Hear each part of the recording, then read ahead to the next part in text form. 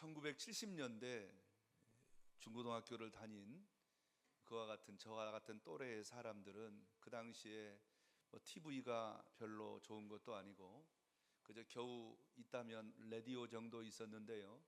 그러다 보니까 여가 시간에 가장 많은 취미가 노래를 부르는 기타를 치는 거라든지 아니면 저처럼 그런 재주도 없는 친구들은 그저 책을 읽는 것이 유일한 취미였었습니다. 고등학교를 읽었던 책들이 참 재미있었는데 그 중에 한 가지 지금도 기억에 남는 책 한 권은 에밀 브론테가 쓴 폭풍의 언덕이라는 책입니다. 그 폭풍의 언덕, 웨더링 하이츠라는 원제를 가지고 있는데요. 여기에 보면 히스클리프라고 하는 주인공이 나옵니다. 히스클리프는 고아로서 리버풀 거리를 헤매는 아주 피부가 약간 까만 좀 이렇게 좀 못생긴 그런 아이입니다. 그런데 이 히스클리프를 부자이면서 젠틀맨, 그다음 이 분위기 자체가 젠틀맨 가정이거든요. 이 소위 말하면 이 배경 백그라운드가 빅토리아 시대입니다. 젠틀맨 아시죠?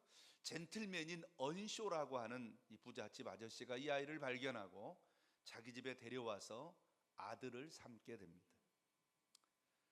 이 언쇼는 믿음이 있고 어떤 젠틀맨십을 가졌기 때문에 이 히스클리프를 아주 사랑으로 대해줍니다. 정성을 다해서 기릅니다. 그런데 그의 친아들인 힌들리라고 하는 아들이 하나 있는데 그 힌들리는 이게 몹시 못마땅합니다. 아버지가 그 고아를 데려다가 마치 아들처럼 이렇게 너무너무 사랑하는 모습이 너무 기분 나쁜 거예요. 그래서 아버지가 없는 데서는 이 아이를 구박하기도 하고 좀 괴롭히기도 합니다. 그런데 세월이 지나면서 그 집에 힌들리의 여동생이 캐서린이라는 여동생이 있는데 이 캐서린과 히스클리프가 이렇게 서로 이렇게 좋아하는 감정이 생기게 됩니다. 그런 과정 속에서 아버지 언쇼가 죽습니다. 언쇼가 죽고 나면서 집안은 점점 가세가 기울어 가게 되고 히스클리프와 캐서린이 서로 사랑했지만 아무래도 신분의 차이가 있기 때문에 결혼하지 못하고 결국 캐서린은 옆집 부자인 린튼가의 에드거와 결혼을 하게 됩니다. 여기에 충격을 받은 히스클리프가 집을 떠나게 됩니다.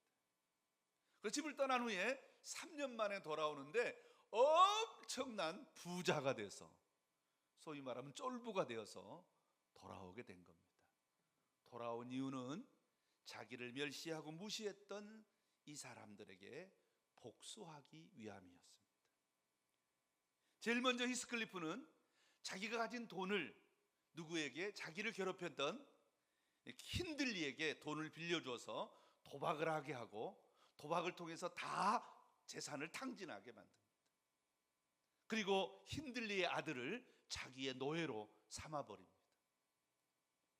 힌들리를 무너뜨린 이 히스클리프는 이제 두 번째, 자기의 사랑하는 여자를 빼앗아갔다고 생각하는 에드거에게 복수를 하죠.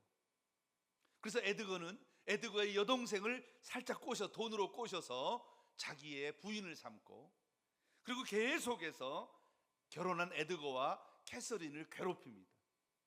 그러자 이 캐서린이 너무너무 고통스러워서 아이를 낳다가 죽어버리게 되죠. 한마디로 은혜를 원수로 갚은 사람입니다. 물론 그 뒤에 다른 스토리가 있습니다만은 그 스토리는 나중에 제가 얘기해 드리겠습니다. 오늘 본문에도 똑같은 비슷한 장면이 나옵니다. 오늘 본문에 오네시보로와 빌레몬이 나옵니다. 오네시보로는 그 집의 종이었습니다. 빌레몬의 사랑과 배려로 아주 사랑을 받았습니다.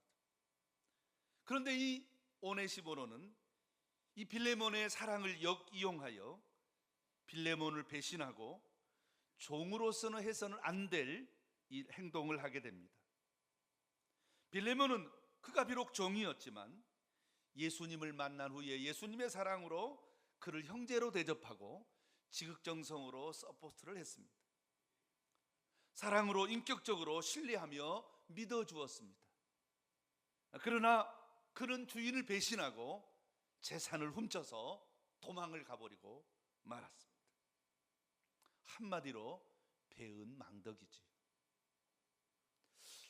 오늘 본문의 배경이 되는 그리스 로마 시대, 1세기 로마 시대의 가정은, 부잣집은 어떻게 살았습니까?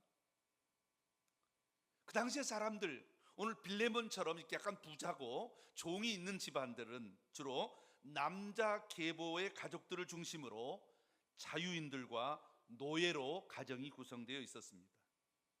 특별히 크리스찬 가정은 가족과 교회, 가족교회, 집주인과 자유민과 노예들로 구성되어서 그 사람들이 하나의 교회를 이루고 그 집에서 모여서 예배를 드렸습니다.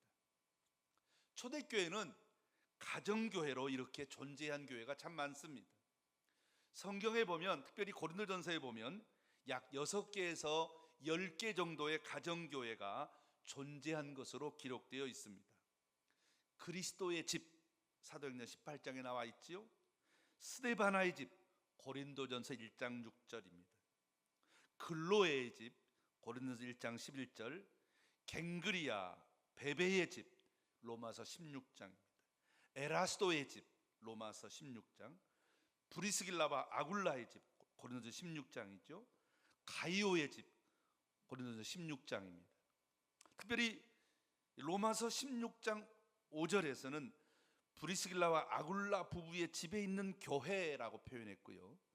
골로새서 4장 15절에서는 눈바의 집에 있는 교회, 무엇보다도 로마서 16장 23절에서는 이렇게 표현합니다. 가이오를 소개하는데 교회의 식주인이다.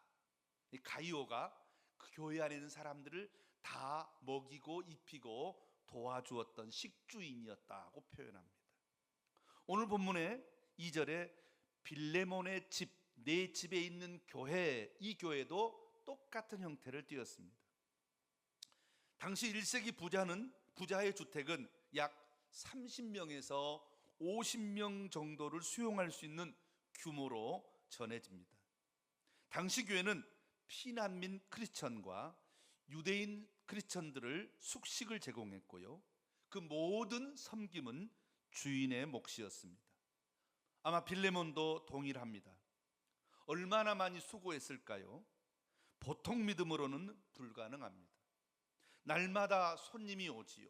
먹여야 되고 입혀줘야 되고 재워줘야 되고, 때로는 이상한 손님도 옵니다. 성경에 보면 이 갈라디아 교회 같은 데 보면 이상한 손님들이 와서 이상한 가르침을 갖고 그 집에 있는 종들이나 그 집에서 모여있는 교인들에게 엉뚱한 이상한 소리를 해서 종들의 마음과 그 교인들의 마음에 분란을 일으키는 그런 사람도 있었습니다.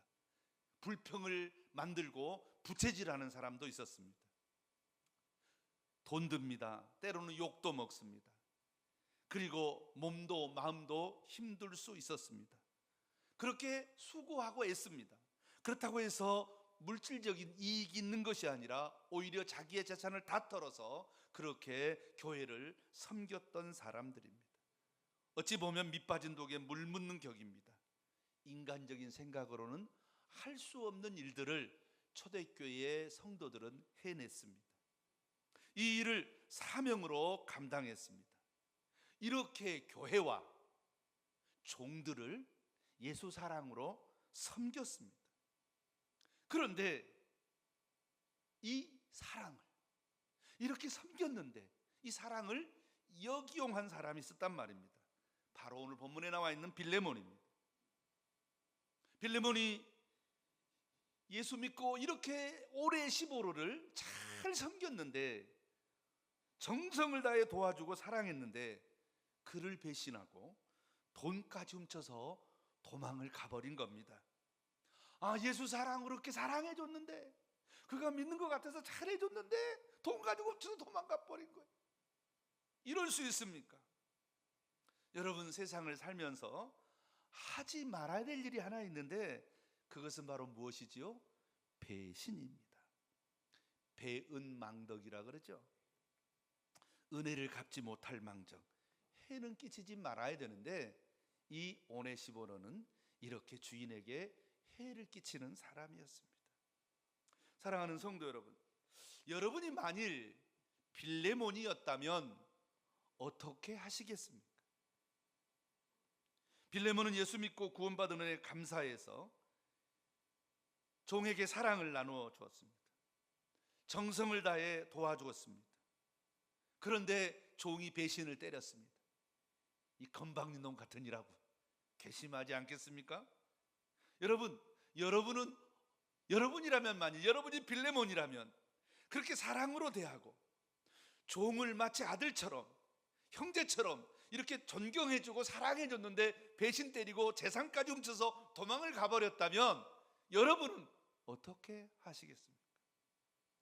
대답하시기 전에, 그러면 성경은 이런 사람을 향하여 어떻게 하라고 가르칩니까? 이것은 성화와 깊은 관련이 있습니다. 오늘의 주제는 성화입니다.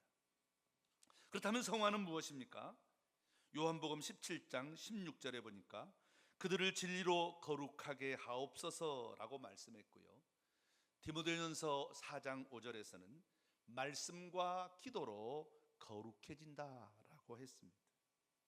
성화는 거듭나서 그리스도 안에서 새로운 피조물 된 사람이 회개에 합당한 열매를 맺으며 사는 것입니다. 회개에 합당한 열매를 맺으면서 구별된 생활, 이것을 가리켜서 거룩이라고 합니다. 세상 사람들과, 안 믿는 사람과는 조금 다르게, 복되게, 좀 홀리하게, 좀 멋지게 살아가는 것을 말합니다. 성화에는 그래서 두 가지의 측면이 있습니다. 첫 번째 측면은요, 로마서 13장 12절 말씀과 같이 어두움의 옷, 죄의 옷을 벗어버리는 것입니다. 죄를 멀리하는 것이죠. 죄는 모양이라도 버리는 것입니다. 그러나 두 번째로 죄만 벗어버리는 것이 아니라 이제는 의의 옷, 그리스도로 옷을 입는 것입니다. 다른 말로 표현하면 예수님처럼 사는 겁니다. 선한 일을 하는 것이지요. 그래서 빌립보서 2장 5절로 8절에서는 너희 안에 이 마음을 품으라, 곧 그리스도 예수의 마음이니 그런 근본 하나님의 본체시나 하나님과 동등됨을 취할 것으로 여기지 아니하시고 오히려 자기를 비워 종의 형체를 가지사 사람들과 같이 되셨고 사람의 모양으로 나타나사 자기를 낮추시고 죽기까지 복종하셨으니 곧 십자가의 죽으심이라고 말씀하고 있습니다.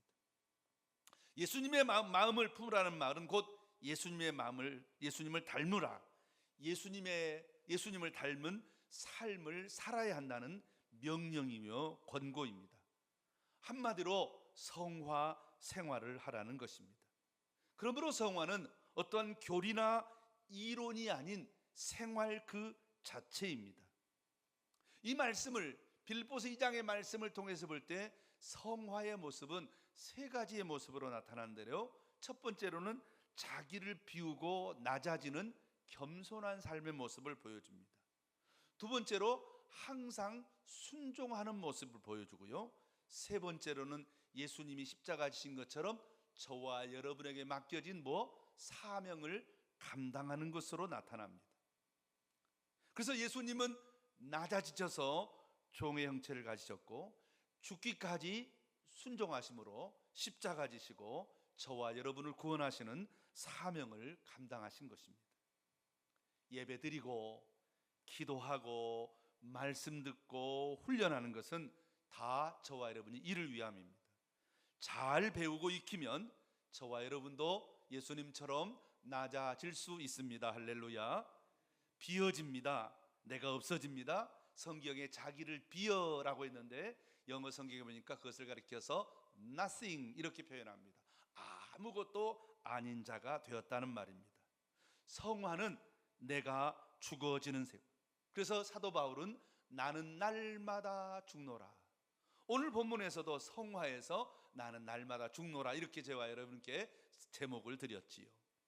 사랑하는 성도 여러분, 내가 죽으면 참으로 많은 열매를 맺을 수 있습니다. 신앙훈련은 순종훈련이며 복종훈련입니다. 저와 여러분이 오늘 말씀을 듣습니다. 왜 말씀을 듣습니까? 순종하고 복종하기 위함입니다. 그런데 저와 여러분이 잘 변하지 않습니다. 달라지지 않습니다. 그 이유는 말씀을 듣고도 미안하지만 순종과 복종이 안 되기 때문입니다. 사랑하는 성도 여러분, 그렇다면 오늘 본문에 나와 있는 빌레몬은 어떻게 했습니까? 오늘 본문에 보니까 1절로 2절에 우리의 사랑받는 자요 동역자인 빌레몬과 자매 아비아와 우리와 함께 병사된 아기뽀와 내 집에 있는 교회에 편지한다 라고 했습니다. 한마디로 빌레몬은 교회를 잘 섬기고 있었습니다. 그런데 여기서 한 가지 문제가 있었습니다. 빌레몬에게는 한 가지 아킬레스건이 있었습니다. 그것은 바로 누구입니까? 오네시모로입니다. 열심히 헌신하고 수고하고 섬겼습니다. 그러나 오네시모를 향한 마음, 그 빌레몬의 마음 한구석에는 내가 다 용서해도 너는 아니야. 야, 그럼 너 그럴 수가 있니? 이 괘씸한 놈 같으니라고. 내가 저를 용서해야 되는데 너는 정말 용서할 수가 없어. 이런 마음이 있었습니다. 그래서 본문에 이런 사실을 사도 바울이 알고 있었기 때문에 오늘 본문 9절로 10절에 이렇게 표현합니다. 도리어 사랑으로서 강구하노라. 나이 많은 나 바울은 지금 또 예수 안에서 갇힌 자 되어 갇힌 중에 낳은 아들 오네시모를 위하여 간구하노라. 간구하노라 두 번이나 반복하고 있습니다. 무슨 말입니까? 내가 간청하고 부탁하는데 제발 그 사람을 뭐 해줬으면 좋겠다? 용서해줬으면 좋겠다. 좀 제발 그래라.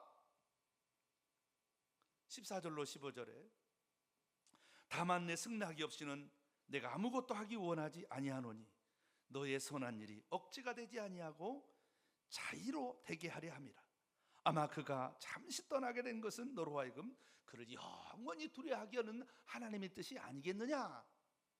20절에 오 형제여 나로 주 안에서 너로 말미암아 기쁨을 얻게 하고 내 마음이 그리스도 안에서 평안하게 하라. 네가 정말 불안해하고 네가 속상해 하니까 나도 마음이 좀 불안하고 걱정되고 내 마음이 지금 그냥 가슴이 떨리고 그래. 그러니까 좀 제발 좀 이해하고 용서해 줬으면 좋겠어. 무슨 말입니까? 빌레몬은 정말 수고했습니다. 그러나 마지막 아까 얘기했지요. 30명에서 50명이 되는 사람들 네 발 빼라 내 발 들이라면서 수많은 사람이 오고 갑니다. 거기에는 그 집에는 누구도 있습니까? 심지어 도망온 종도 있었을 것입니다. 근데 그들은 다 용서하고 먹여주고 입혀주고 그렇게 교회를 했단 말입니다. 그런데 마지막 남은 퍼즐 한 조각, 다른 건 다 됐는데 마지막에 딱 가다가 뭐만 되면 오네시모로만 생각하면 아우 이 자식을 내가 그냥 하고 탁 마음이 탁 굳어져 버리는 거예요. 이게 빌레몬에게는 아킬레스건이었습니다. 마지막 이 퍼즐 한 조각을 끼워 맞춰야 했습니다. 사랑하는 성도 여러분, 우리 모두는 이와 같이 사소한 것에 목숨을 걸 때가 많습니다. 빌레몬은 오네시모로에게 큰 바위가 아니라 작은 돌뿌리, 아주 사소한 것이었습니다. 다 잘해놓고 작은 것, 너무 작은 것 하나 해결하지 못해서 넘어진다면 얼마나 억울하겠습니까? 우리의 성화를 가로막는 것은 큰 산이 아니라 작은 돌뿌리라는 것을 오늘 우리에게서 말씀하고 있다 이 말입니다. 여러분, 우리 모두에게는요 다 잘하는데 꼭 한두 가지 딱 걸리는 게 있어요. 걸리는 게. 여러분 오늘 한번 찾아보세요. 과연 내가 걸려있는 게 뭔가 그걸 찾아서 오늘 완전 그 돌뿌리를 뽑아버리는 여러분 되기를 주의 이름으로 축원합니다. 어떤 사람은요 다른 건 다 잘하는데 기도에 대해서는 걸려있는 사람. 아니 꼭 교회 가서 기도해야 됩니까? 아무 데서나 기도하면 되지. 이상하게 꼭 그래요. 그런 분들이 있더라고요. 어떤 사람은요, 돈에 대해서 참 사람도 좋고 좋은데 헌금 예배에 나면 확 마음이 변해가지고 시험에 드는 그런 분들도 있더라고요. 어떤 사람은요, 사람과의 관계에 문제가 있는 사람이 있어요. 무슨 말이냐면 성질이 너무 급해서 절제하지 못하고 그냥 함부로 말을 팍 해버리는 거예요. 그래 놓고 나서는 뭐예요? 후회해요. 아우 하지 말았어야 되는데 이게 안 돼, 이게 안 돼. 그래 놓고서 가슴 아래 하는 거예요. 내가 또 상처 입혔어. 그러면서 그렇게 자기의 성격, 급한 성격을 못 이겨서 푹 하고 욱하고 화가 나서 그렇게 사고를 치는 경우도 있습니다. 그것뿐입니까? 제가 중고등학교 시절을 섬겼던 강원도의 원주에 있는 교회는, 이해하고 들으세요, 우리 친구 두 분 다 우리 친구 어머니인데요, 이 두 분 다 참 나름대로 참 열심히 신앙생활을 하는데 두 분 다 독특한 특징을 가졌어요. 어떤 특징을 가졌냐면, 한 분은 하여간 목사님을 지극정성으로 섬겨요. 정말 목사님이라면 죽고 못 살 정도로, 마치 이상하게 저 사람이 어머니가 목사님을 막 이상한 관계인 것처럼 그렇게 지극정성으로 섬기는 분이 한 분이 있었어요. 우리 친구 어머니입니다. 그리고 또 한 분은 목사는 어떻게든지 가난해야 되고 어쨌든지 고생을 해야 되고 목사는 좀 힘들어야 된다고 주장하는 그 어머니가 있었어요. 그러니까 처음에는 괜찮아요. 목사님이 처음에 오면 조용하니까. 그런데 한 1, 2년 지나고 나면 이 두 사람이 맨날 싸우는 거야. 제가 중학교 고등학교 시절 6년 아닙니까? 그 사이에 목사님이 2번이나 바뀌었어요. 왜? 누구 때문에? 이 두 사람이 싸워가지고. 싸워. 그래서 이 두 사람이 싸우는데 중간에 결국은 목사님이 가셨어요. 그런데 그냥 목사님이 가시면 괜찮은데 어때요? 그 오고 가는 과정에서 얼마나 교회가 또 갈등이 있고 상처가 있잖아요. 참, 제 옆에 있는 교회였는데, 우리 교회는 아니고 제 옆에 있는 교회였는데, 교회 식당에서 권사님 두 분이 정말 대판 싸웠어요. 왜 싸운 줄 아세요? 미역국을 끓이다가 마늘을 넣을까 마늘을 뺄까. 한 분은 서울 분이었고 한 분은 경상도 분이었어요. 서울 분들은 미역국에 뭐 넣어요? 마늘을 넣거든요.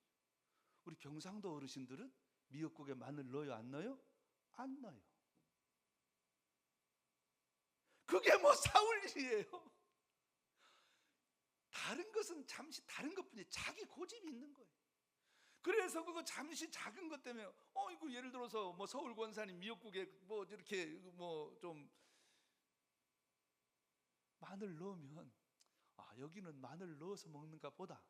그리고 다음에 그 권사님이 식당 주방장이 순서가 돼서 미역국에 마늘을 안 넣어서 끓이면 경상도 지방은 마늘을 안 넣어서 끓이던 이래도 맛있고 저래도 맛있고. 여러분, 마늘을 넣는 게 맞아요? 마늘 안 넣는 게 맞아요? 둘 다 맞아요. 뭐만 하면 돼? 미역국은 맛있으면 돼. 맛있으면 되잖아요. 그런데 그게 문제예요. 여러분, 우리에게는 걸림돌이 있단 말이에요. 걸림돌. 내 고집. 나 너 절대 용서 못해. 너는 내가 다른 사람 다 이해해도 너는 절대 이해 안 해. 자기 주장. 사랑하는 성도 여러분, 우리 얼마든지 이길 수 있거든요. 그거 아무것도 아니거든요. 여러분 생각해 보세요. 다시 한번 누구에게로? 빌레몬에게로 한번 돌아가 볼까요? 빌레몬이 자기 집을 열어서 다 받아들이고 자기 재산을 줘가지고 그렇게 밥도 해주고, 심지어 그 교회 안에는 성경에 기록되어 있지만 다른 동네 도망은 종도 있을 수 있었단 말입니다. 그런데 그렇게 다 용서하고 다 이해하는데 자기 집에서 도망간 오네시모로 그놈만큼은 내가 안 돼. 여러분 혹시 그런 거 없어요? 우리가 성화 생활을 해나가는 과정 속에서 그거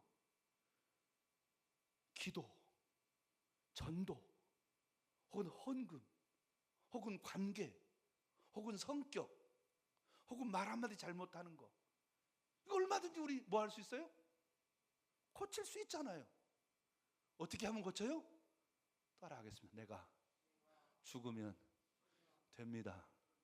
믿습니까? 여러분, 기도, 물질, 여러분 우리 헌신하잖아요. 충성하잖아요.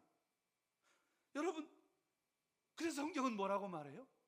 제발 좀 오네시모로 이 문제, 빌레몬 당신이 뭐 할 줄 압니다? 순종하기를 바랍니다.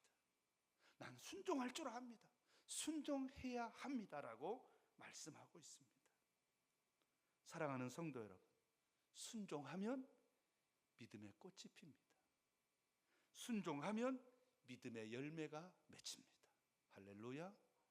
순종하면 축복과 사랑을 받습니다. 여러분은 어떻게 순종하지 못하게 여러분의 마음속에 걸려있는 작은 가시 하나가 무엇입니까? 미운 사람? 아니면 내 고집? 내 생각? 여러분 뭐예요? 우리가 앞으로 계속해서 성화 생활하고 점점 예수님을 닮아가고 점점 하나님의 은혜와 복을 누리며 살아야 하는데 오네시모로, 빌레몬, 여러분 빌레몬이 얼마나 고생하고 수고합니까? 그런데 오네시모로 그 작은 가시 때문에 그 수고가 헛된다면 참으로 안타깝잖아요. 그렇죠? 여러분이 오늘도 예배드리고 여러분이 몸드리고 마음드리고 시간드리고 물질드리고 헌신하고 충성하는데 그가 뭐라고? 그 작은 것 하나, 그게 뭐라고 여러분을 가로막고 있어서 여러분의 성화를 가로막고 여러분의 축복을 가로막고 있다면 그까짓 것쯤이야 집어치울 수 있잖아요. 도저히 내 힘으로 안 되면 주님 나는 죽어버렸습니다. 내가 오늘 죽어버렸습니다. 내 자신을 죽이고 내 자신을 없애서, 그래서 우리 자신이 스스로 성화 생활로 한 발짝 더 나아갈 수만 있다면 얼마나 하나님이 기뻐하시고 우리 모두가 축복을 받겠습니까? 사랑하는 성도 여러분, 날씨가 무덥습니다. 귀하게 오늘 복되게 오늘 교회에 오셨는데 하나님이 여러분에게 복 주시기를 원하시는 줄로 믿습니다. 여러분을 치료하실 줄로 믿습니다. 여러분, 여러분의 가슴 속에 걸려있는 작은 가시가 무엇입니까? 이 시간 한번 제가 30초를 드리겠습니다. 찾아보시기 바랍니다. 혹시 미운 사람 있습니까? 성경은 말하잖아요. 네가 형제와 불화한 일이 있거들랑 하나님 앞에 예배 드리기 전에 제물을 제단 앞에 두고 가서 형제와 화목하고 그리고 와서 제물을 드리라. 사람 관계입니까? 아직까지 물질 때문에 여러분 하나님 앞에 헌신이 좀 걸림돌이 됩니까? 기도해야 되는 거 아는데 참 기도 나오기가 어렵습니까? 아니면 내 고집, 교회는 이래야 돼, 교회는 꼭 이래야 된다고, 목사는 꼭 이래야 되고 장로는 이래야 돼, 이렇게 안 하니까 틀린 것 같아. 그게 아닙니다. 여러분, 다른 것은 다른 것뿐이지 틀린 게 아니거든요. 성도 여러분, 그래서 내 자신을 내려놓고 여러분의 마음에 걸려있는, 여러분이 신앙의 그 깊은 세계로 들어가는 일에 여러분을 가로막고 있는 것이 무엇입니까? 이 시간 그것을 한번 기억하고 이 시간 기도하겠습니다. 다 같이 기도합니다.